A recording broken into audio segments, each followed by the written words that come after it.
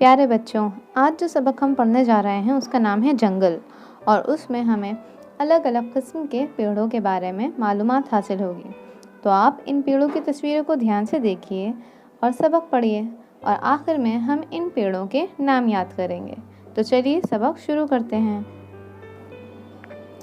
एक लकड़हारा था, उसका नाम हीरा था। हीरा रोज़ाना अपनी कुल्हाड़ी लेकर जंगल जाता था। उसके गांव के पास ही एक बड़ा जंगल था, हरा भरा जंगल। हीरा जंगल से लकड़ियां काट कर लाता और बाजार में बेच देता था। हीरा जंगल से लाई हुई लकड़ियां बेचकर किसी दुकान से घर का सौदा खरीद लेता। एक रोज वो लकड़ियों का गट्ठा बांधकर पेड़ के साये में बैठा था।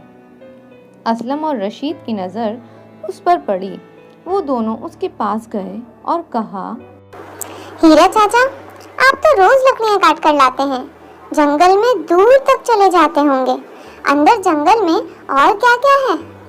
हीरा चाचा बोले, असलम बेटे, जंगल में और भी बहुत से दरख्त हैं, तरह तरह के दरख्त, देवदार के दरख्त, चीड़ के दरख्त, सागवान और शीशम के दरख्त। हीरा चाचा, क्या आप हर तरह की लकड़ी काट लेते हैं? नहीं बेटा, मैं जो लकड़ी काटता हूँ वो मामूली और सूखी हुई लकड़ियाँ होती हैं। मैं हरे भरे पेड़ नहीं काटता। देवदार, चीड़ और शीशम की लकड़ी इमारती लकड़ी है। देवदार की लकड़ी तो बहुत ही मजबूत होती है। इससे पुल बनाए जाते हैं, कश्तियाँ और हाउस बोट बनाए जाते हैं। ये लकड़ी पानी में बरसों तक रह सकती है और खराब नहीं होती।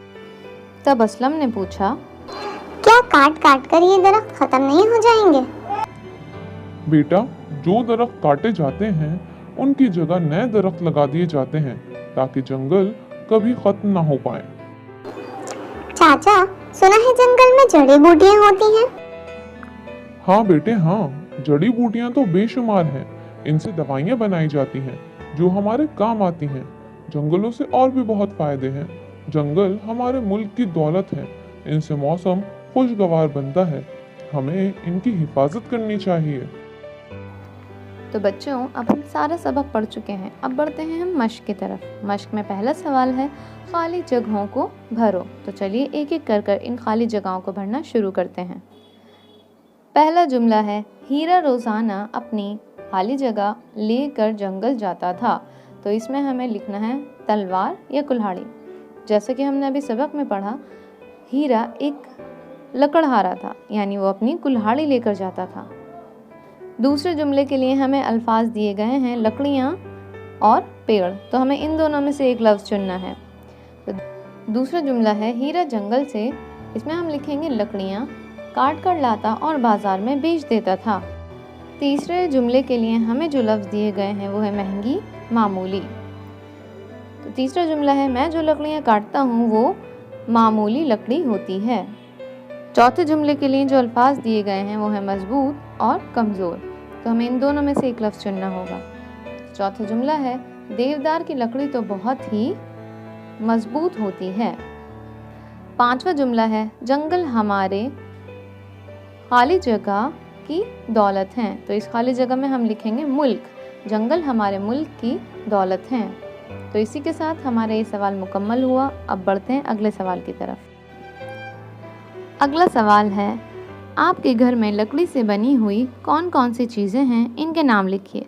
तो इस सवाल का जवाब ढूंढना बेहद आसान है। अपने आसपास नज़र घुमाइए और आपको ऐसी बहुत सारी चीज़ें मिल जाएंगी। तो शुरू करते हैं कुछ का नाम लिखना।